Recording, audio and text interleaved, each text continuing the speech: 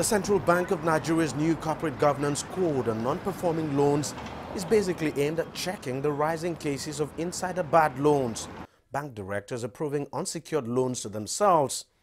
Sources say these insider loans make up a huge chunk of the total bad loans in the Nigerian banking industry. But beyond the issue of the insider loans, the oil and gas sector accounts for the largest chunk of the total bad loans, followed by manufacturing, general commerce and government. There are also the telecoms, power, real estate and services sectors.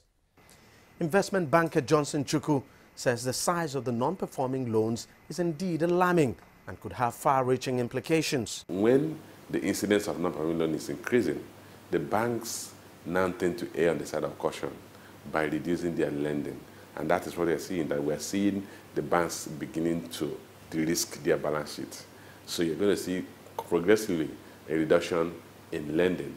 And the problem with reduction in lending is lending actually facilitates economic activities. When banks stop lending, economic activities begin to shrink. And that was also manifested in the third quarter GDP results that showed that the non-oil sector contracted by 0.76% in the third quarter, which simply means that the non-oil sector is not getting enough oxygen in terms of credit. Indeed, a recent report by the central bank showed the volume of loans given by banks in the country has declined by around $455 million as of September this year. But the question is, just why is the number of loan defaulters going up? The reality of the matter is that if you borrow from a bank at 30% and the interest is compounded, after 2 years and a half, the principal amount you have borrowed would have doubled.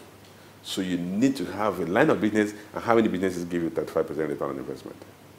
So the reality of the matter is that our lending rate is so high that it's part of the factors triggering default, triggering increase in non-performing loans. We need to bring that interest rate for a start. We need to improve liquidity in the banking system. That way, the bank will be able to lend to support new businesses and support existing businesses to come back to life.